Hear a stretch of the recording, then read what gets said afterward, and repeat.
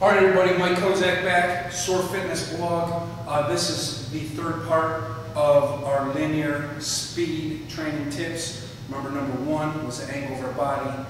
2 was our arm mechanics. 3, today we are going to talk about our leg action. Some people call it knee drive, what we do with our feet. Doesn't really matter. There's some specific cues we use because this is probably one of the most common errors we see from most young kids or kids that have really never been taught how to run properly.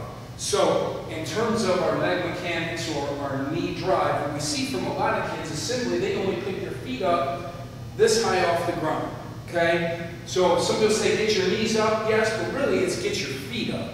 And the action that we're looking for is getting the heel up under the butt and punching the knee forward. So the first thing I'll tell a kid when I see them run with very little quick steps, and a lot of kids will think that's fast, and we call those kids road runners. But the cartoon, feet are moving real fast, but they're not really going anywhere.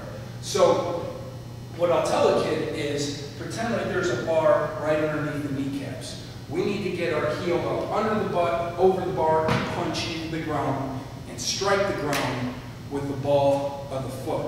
So, in our angle or even at takeoff, what I'm looking for is a punching action forward with the knees, and then a push back into the ground.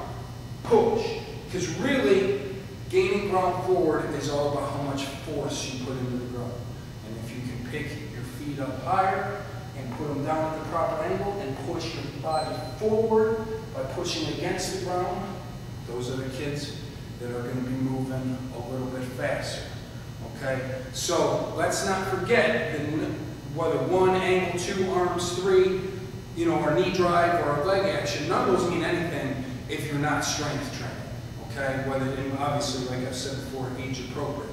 Okay? Because the stronger kids, your 16, 17-year-olds, who have learned how to squat properly and deadlift properly, they're now starting to learn how to lift some heavy load. Those are the kids that can now put more force into the ground each stride, cover a little bit more ground each step, and in turn run that faster 40 or faster 60 if you're a baseball person that everybody is looking for. Okay? Now there's some more advanced techniques about leg action like dorsiflexing the ankle, which is pretty much pulling the toe up towards the shin.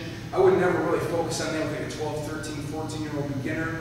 You give me a kid that runs a 4.640 and is trying to get to that next level of speed, that's something that we might spend some time on. But for you guys that are maybe just youth coaches, trying to coach your 13, 14-year-old son or daughter at home, or maybe a youth team, I'd focus on, like I said, 1, the angle, 2, our arm mechanics, and 3, it's stepping over the knee and then punching back into the ground. All right, so there is linear speed tip number 3. Remember, you're only going to be as fast as you are strong, so make sure we're hitting that proper strength training as well.